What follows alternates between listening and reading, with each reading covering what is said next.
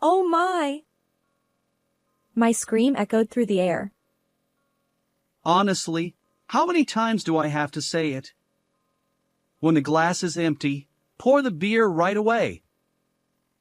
Oh dear, the glass is broken. Isabella, clean it up quickly. Honestly, when will you grow up? This is insane. Why are these people so nonchalant about doing such things? My name is Isabella, a 26-year-old housewife. I've always been slow-witted. From the moment I entered elementary school, I realized I was falling behind. I was scolded by teachers countless times. Why couldn't I do such simple things? My parents are neither particularly enthusiastic about education nor completely neglectful. When my test scores were poor, they'd say, "Do better next time," and when it continued, they suggested, "How about going to a cram school?" I tried attending a cram school once, but the teacher's pace was too fast for me to keep up. Gradually, I became reluctant to go, and I started spending time at the park instead. However, I was soon caught when the cram school contacted my parents because I hadn't been showing up. I ended up quitting the cram school. That's when things started to go downhill for me. The moment I gave up, realizing that nothing could be done, everything became inconsequential, and I started hanging out with a bad crowd. Middle school was the worst time. Every day, we loitered at a convenience store, getting into cigarettes and alcohol. I'd leave home after my parents went to sleep and return before they woke up. That cycle continued. As a result, attending regular classes during the day was impossible, and I spent most days just sleeping. It was like going to school only for lunch. Later, I managed to get into a high school where you could enroll just by writing your name, but I had no motivation to study and dropped out. At that time, I left home after endless arguments with my parents, creating a rift between us. Since then, I've been working tirelessly at part-time jobs while living alone. But as I started working and living independently, I realized how much my parents had supported my life. The chores my mother did as a matter of course weren't actually ordinary, and my father going to work every day wasn't a given. I understood how I had taken their support for granted and how naive I had been. Still, back then, due to a mix of pride and embarrassment, I couldn't bring myself to visit my parents and apologize. After that, I resolved to live earnestly. In between my part-time jobs, I revisited the basics of compulsory education. 3 years later, I passed the GED exam and decided to take the evening courses at a university. Somehow, I managed to scrape by with the minimum passing score. I was overjoyed. Although it was a lower-ranked university, it's incredible that someone like me, who used to be foolish, could go to university. Feeling a bit embarrassed, I wrote a letter to my family, sharing only the news that I had been accepted to an evening university without revealing my address. From then on, I continued my life, working during the day and attending university at night. The evening university attracted a diverse crowd. There were men in suits who perhaps came after work, as well as older women who wanted to relearn. Interacting with these people allowed me to understand various perspectives, and I consider it a valuable experience. After graduating from university, I landed an office job at a small company. If my old friends saw me now, they'd surely be surprised. My life had changed significantly. And my life took another turn, a meeting with Michael. Michael was a senior colleague at the same company. He was the one who taught me the ropes when I joined. Eventually, he started inviting me out for meals, and our relationship naturally blossomed. 3 years later, he proposed, and we got married. He wanted me to focus on our home, so I decided to leave my job. I never dreamed that the rebellious girl I once was would end up leaving her job for marriage.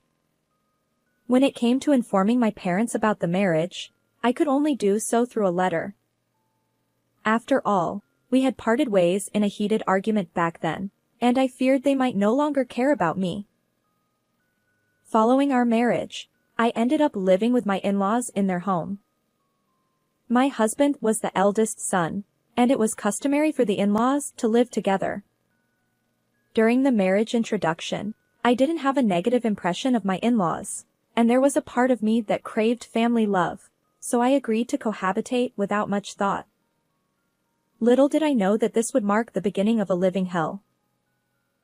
I began experiencing severe mistreatment from my in-laws and husband. Isabella! Your cleaning is far too slow. Bathroom, toilet, weeding the garden. Do it more efficiently. Hey! I asked for tea. How long do I have to wait? Unbelievable. Hey, for breakfast, I prefer bread. I'll have yogurt. Mornings are for yogurt and fruit. My in-laws and husband were shamelessly demanding. Despite this, I clung to the strange notion that I needed their approval to be accepted by this family and in this house. So, I continued to be meek.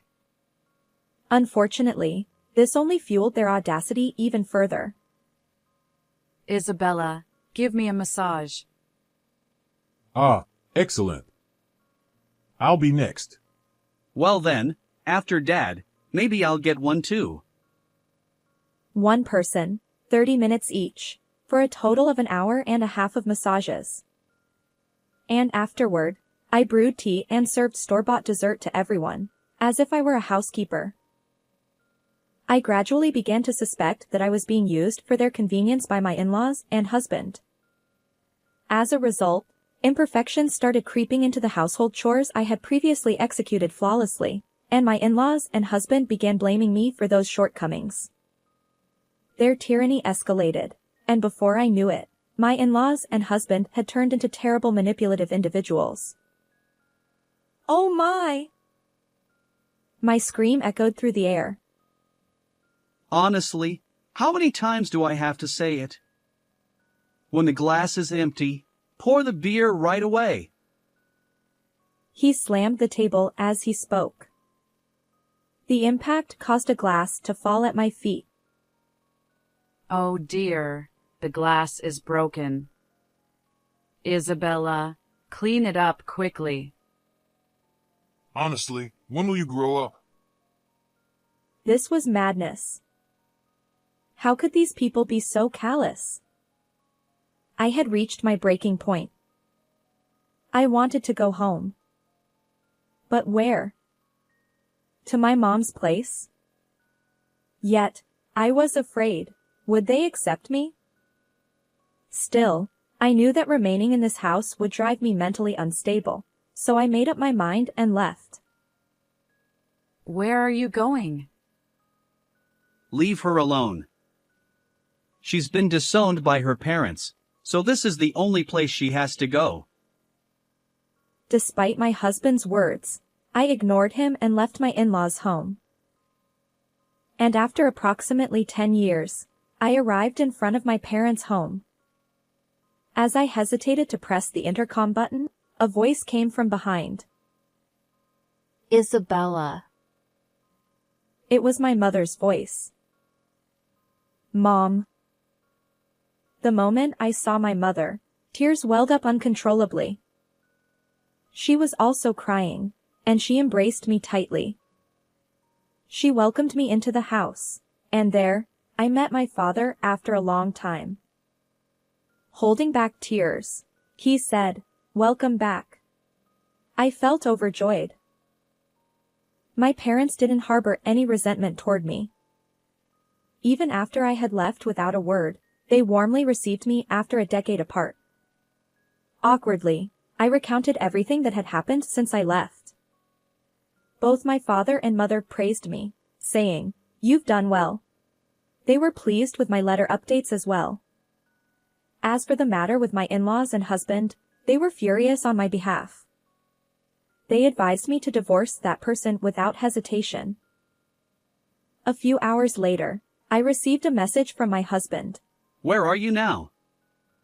It's time to come back. I replied, I'm currently at my parents' house. I won't return to that home anymore, so let's get a divorce. Almost immediately, my husband called. His angry voice made it hard to understand what he was saying, but it seemed he wanted to come here to persuade me. My parents suggested, it's a good opportunity to meet face to face, so we decided to invite my in-laws and husband over. When my in-laws arrived at my parents' home, they unleashed a torrent of insults fueled by anger. Back when I lived with them, I was somewhat fragile due to my longing for family love. However, now that I had reconciled with my own parents, that vulnerability had disappeared. Without succumbing to their verbal abuse, I firmly handed them the divorce papers, saying, "It's pointless no matter what you say. Please sign for the divorce." In the end, my husband reluctantly signed the papers, rolling his eyes. Finally, I was free from those nightmarish days. And in the blink of an eye, 5 years had passed since the divorce. It was a holiday, and I was relaxing at my parents' home as usual. Suddenly, the intercom buzzed. Who could it be on a Saturday morning? Since I was closest to the front door, I decided to answer. But then the intercom buzzed again. Hello? Oh, excuse me. Wait, what? When I opened the door, there stood my ex-husband and in-laws, the same people I had parted ways with 5 years ago. Why? How? My ex-husband grinned and said, Hey there! You doing well? I figured you'd calm down by now. I'll forgive you, so come back, ha! What are you talking about? My shout drew my father's attention, and he joined me at the entrance. He, too, was surprised by their presence. My ex-husband continued smirking. You're probably still a lonely single woman, right? We'll take you back. And then my ex-father-in-law, audaciously, chimed in. Grandmother needs care too. Let's discuss the future. Their nonsensical statements made me burst into laughter. Impossible. Why are you laughing? My ex-father-in-law snapped. Exactly. How dare you, a lowly woman, be so cheeky? My ex-mother-in-law chimed in. I replied. Well, I was just thinking, who's speaking from a high horse here? My ex-husband retorted. What? Who do you think you're being cheeky with? He seemed to believe that his forceful tone, reminiscent of our cohabitation days, would sway me.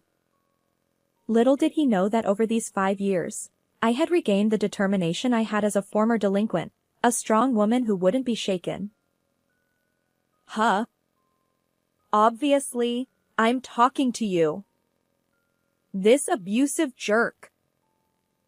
My ex-husband and in-laws stuttered, taken aback by my intensity. Suddenly, my voice surprised my mother, who approached, saying, Isabella, calm down. The baby just woke up. I apologized while cradling my daughter. Oops, sorry. A baby? I explained. I've remarried and have a child now. So, there's no chance of reconciliation with you. Not that I intend to, anyway. You're kidding. My ex-husband, clearly frustrated by the lack of compliance, retorted and kicked the flower bed outside the front door. I hurried inside, ensuring my daughter's safety, while my ex-husband attempted to force his way in. My father stepped in to stop him. In the next moment, my ex-husband let out a cry of pain. Ouch! Noah. Noah was my current husband. It seemed he had returned from his night shift just in time. Noah twisted my ex-husband's arm. What are you doing? You! What the hell? Let go! My ex-father-in-law chimed in. Release my son! I'll call the police! Noah replied. Huh? I am the police. Ah! Noah turned to me. Isabella, who are these people? Ex-husband and in-laws. They suddenly showed up, trying to force a reconciliation. When I resisted, my ex-husband got angry and kicked the flower bed. Wait, hey. You don't need to explain so clearly. Noah declared. They're completely out of line. I'll call for backup. This is ridiculous. Soon after, a police car arrived, and my ex-in-laws and ex-husband were taken away. The neighbors watched like curious onlookers, and my ex-in-laws and ex-husband hung their heads in embarrassment as they got into the police car. And the reason my ex-in-laws and ex-husband visited me was as follows. It turns out that they had been squandering Michael's grandfather's inheritance and grandmother's pension, indulging in gambling and a life of luxury. However, when his grandmother's health deteriorated, and she needed care, her pension was being used to cover the costs of her care facility. So, they decided to call me back and try to take advantage of my family's wealth. They probably assumed that if they shouted at me, I would comply with their demands. They completely underestimated me. Upon learning that I had remarried a police officer, my ex-in-laws and ex-husband likely decided never to involve themselves with me again. By the way, let me share how I ended up marrying a police officer. During my evening university days, I became close friends with a woman in her 50s who was in the same seminar. Even after graduation, we continued to meet up for drinks regularly. After my divorce from my ex-husband, she suggested that I meet her nephew, Noah. We hit it off, and that's how we ended up getting married. Life is unpredictable, and I never imagined finding happiness through such connections and bonds. Moving forward, I plan to enjoy each day while nurturing a good relationship with my husband, parents, and watching my daughter grow. How did you find this story? Don't forget to subscribe to the channel. See you in the next video.